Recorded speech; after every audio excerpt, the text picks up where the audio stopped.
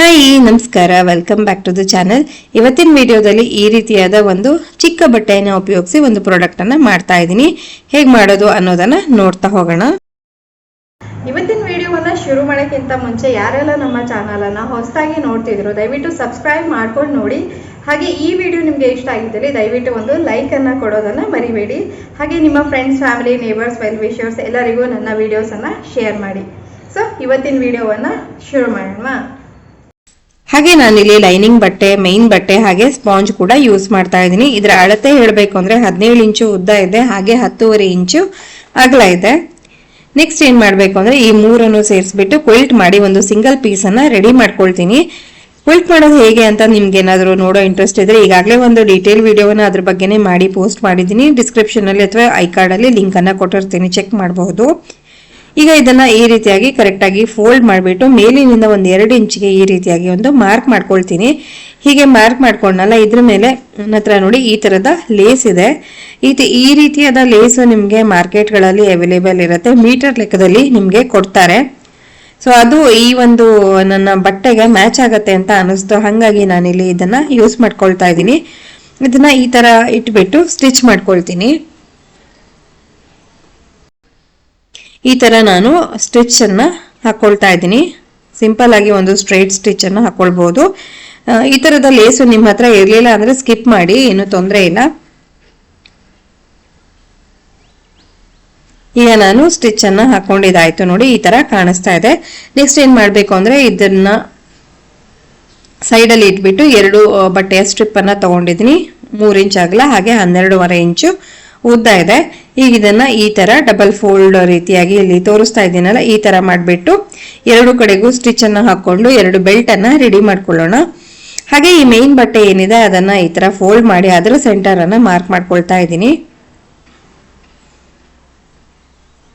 ಹೀಗೆ centre mark ಮಾಡಿದಾದ ನಂತರ ಸೆಂಟರಿನಿಂದ 3 finger distance ಆಚೆಗೆ ಹಾಗೆ 3 ಫಿಂಗರ್ ಡಿಸ್ಟೆನ್ಸ್ ಈಚೆಗೆ ನೋಡಿ, ಈ ತರ ಇಲ್ಲಿ ಕಾಣಿಸ್ತಿದೆಯಲ್ಲ, ಈ ತರ ಮತ್ತೆ ಇನ್ನೊಂದು ಮಾರ್ಕ್ ಮಾಡ್ಕೊಳ್ತಾ ಇದ್ದೀನಿ. ಈ ಮಾರ್ಕಿನ ಮೇಲೇನೆ ನಾನು ಈಗ ನೆಕ್ಸ್ಟ್ ಬೆಲ್ಟ್ಸ್ ಅನ್ನ ರೆಡಿ ಮಾಡಿದ್ನಲ್ಲ ಅದನ್ನ ಇಟ್ಕೊಳ್ತಾ ಇದ್ದೀನಿ ನೋಡಿ. ಈ ತರ ಮಾರ್ಕ್ ಮೇಲೆ ಕರೆಕ್ಟ್ ಆಗಿ ಹೀಗೆ ಇಟ್ಬಿಟ್ಟು ಸ್ಟಿಚ್ ಹಾಕ್ಬೇಕು.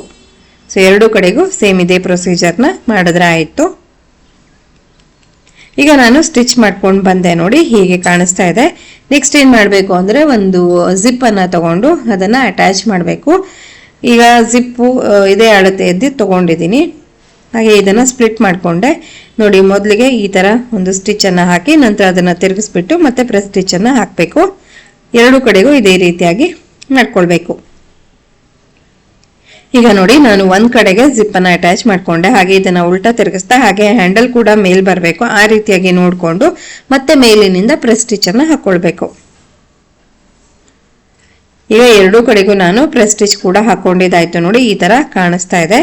ನೆಕ್ಸ್ಟ್ ಹೀಗೆ ಇದನ್ನ ಫೋಲ್ಡ್ ಮಾಡಿಬಿಟ್ಟು ಅಲ್ಲಿ ನಾನು ಈಗ ರನ್ನರ್ ಅನ್ನ ಇನ್ಸರ್ಟ್ ಮಾಡ್ಕೊಳ್ತಾ ಇದ್ದೀನಿ. ರನ್ನರ್ ಅನ್ನ ಇನ್ಸರ್ಟ್ ಮಾಡ್ಕೊಂಡಿದ್ದಾದ ನಂತರ ಇದನ್ನ ಉಲ್ಟಾ ಮಾಡ್ಕೊಳ್ಳೋಣ.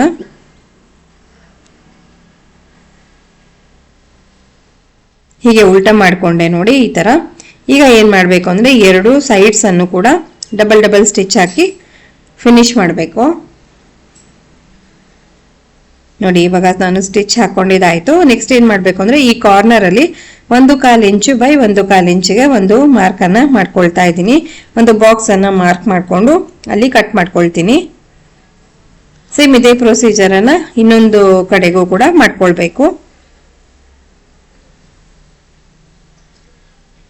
ನೋಡಿ. ಈ ತರ ಕಟ್ ಮಾಡ್ಕೊಂಡೆ. ನೆಕ್ಸ್ಟ್ ಇನ್ನೊಂದು ಭಾಗಕ್ಕೂ ಅದೇ ರೀತಿಯಾಗಿ ಕಟ್ ಮಾಡ್ಕೊಳ್ತೀನಿ. ಈಗ ಕಟ್ ಮಾಡ್ಕೊಂಡಿದ್ದಾಯ್ತು. ನೆಕ್ಸ್ಟ್ ಏನ್ ಮಾಡ್ಬೇಕು ಅಂದ್ರೆ ಈ ಒಂದು ಜಿಪ್ಪಿನ ಮುಖಾಂತರ ನಾವು ಹೀಗೆ ನೀಟಾಗಿ ಈ ಕಾರ್ನರ್ ಅನ್ನ ಈ ತರ ಅಗಲ ಮಾಡಿ ಹಿಡಿಬೇಕು. ಈ ತರ ಮಾಡ್ಕೊಂಡು ಇಲ್ಲಿ ಒಂದು ಸ್ಟಿಚ್ ಅನ್ನ ಹಾಕೊಳ್ಬೇಕು. ಈ ತರ ಮಾಡೋದ್ರಿಂದ ಒಂದು ಒಳ್ಳೆ ಬೇಸು ಕ್ರಿಯೇಟ್ ಆಗತ್ತೆ ಬ್ಯಾಗಿಗೆ. ಈಗ ನೋಡಿ ಈ ತರ ನಾವು ಈ ಬೇಸ್ ಅನ್ನ ಹೀಗೆ ಹಿಡಿತಾ ಒಂದು ಸ್ಟಿಚ್ ಅನ್ನ ಹಾಕೊಳ್ಬೇಕು. 2 ಕಡೆಗೂ ಹೀಗೆ ನಾನು ಸ್ಟಿಚಿಂಗ್ ಅನ್ನ ಮಾಡಿದ್ದಾಯ್ತು.